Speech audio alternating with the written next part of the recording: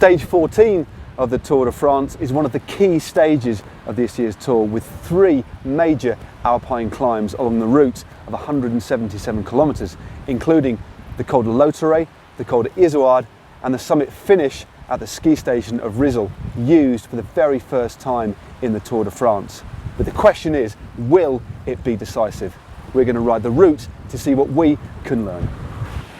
The stage starts here in Grenoble at an altitude of 312 metres, and although the real climbing doesn't start for another 50 k's, the roads out of Grenoble certainly aren't easy.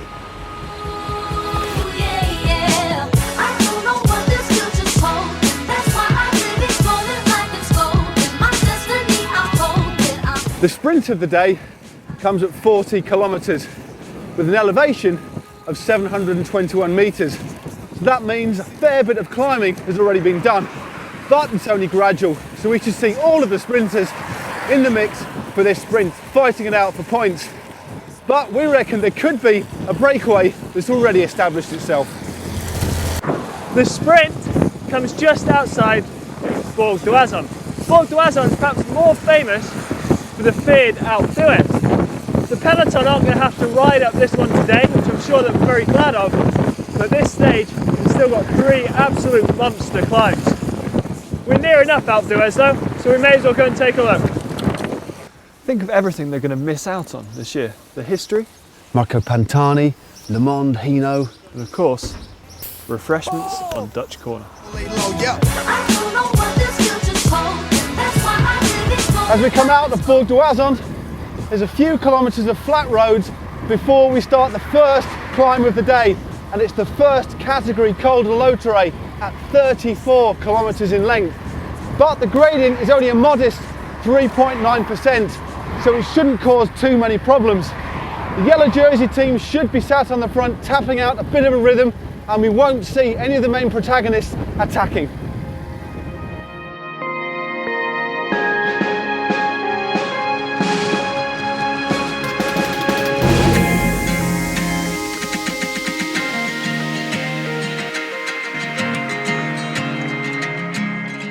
Although this alpine monster of a climb tops out at an amazing 2,058 metres, it's nothing but a shoulder compared to the other peaks that surround us today, shrouded in mist, including the Col de Lautaret at another 600 metres higher than here.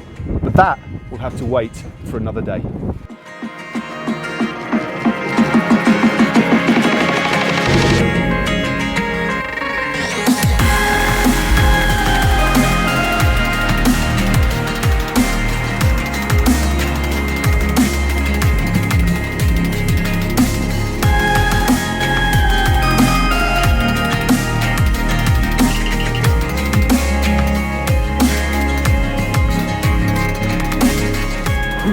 At the bottom of the descent of the Col de Lautaret is the town of Briançon, very often a finish in the Tour de France, so we're used to seeing high-speed chases down the descent of the Lautaret.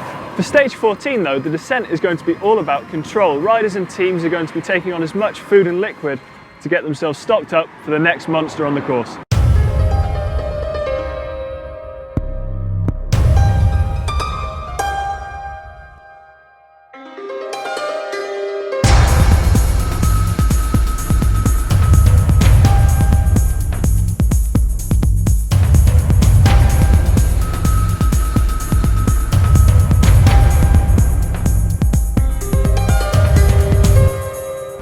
The Col de Lautaret, a horse category climb, is the highest point of this year's Tour de France, and for that reason it doesn't just carry 25 points towards the King of the Mountains classification, but also a lot of prestige and a substantial cash prize. But will we see the remnants of a breakaway fighting it out over the top, or, as the Tour de France organisers hoped, one team really taking up the pace to look after their GC contenders?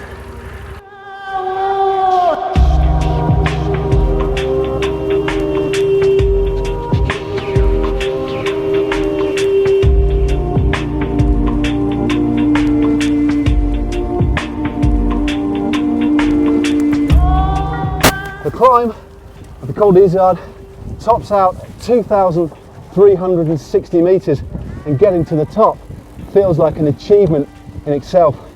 And although the riders in the Tour will no doubt not bat an eyelid, there is a monument here to two of the finest riders of all time, Louise Mbove and Fausto Coppi, as well as a cycling museum. From the summit now, we've got one of the finest descents in the Alps to come.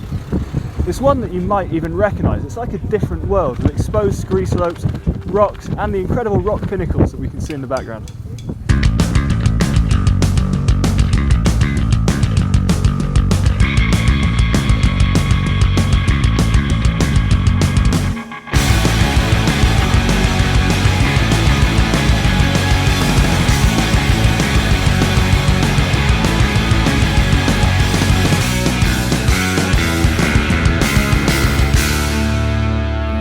Final climb to the ski station in Risoul is first category, and significantly it's never been used in the Tour de France before.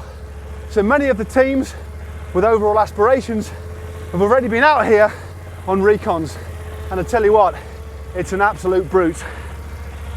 Yeah, and while it's an advantage that the gradient never goes above 8.5%, it doesn't drop below 6% either, meaning that it's totally relentless. Another factor is the lack of shelter. If it's a hot day, expect to see the riders really suffering in the sun on the final climb of what's an incredibly tough stage.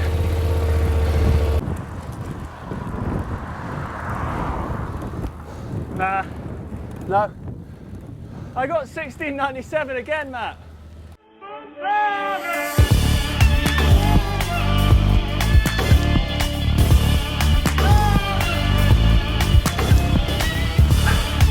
This climb will certainly suit your pure climbers, specifically because of the constant nature of the gradient, and there's no let-ups. On the Col du Lautaret, there was several little descents and plateaus, very different to this one, where there's no rest at all.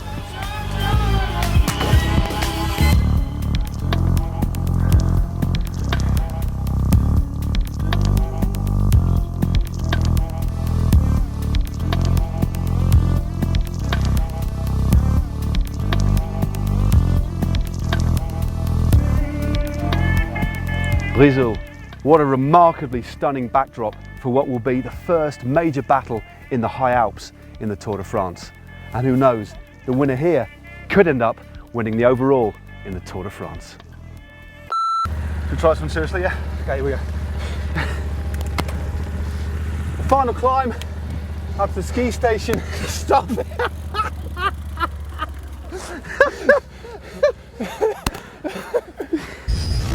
If you want to climb as good as Dan Lloyd, click on Tom. And to make actual improvements to your cycling, you'd better subscribe to GCN. Click on that.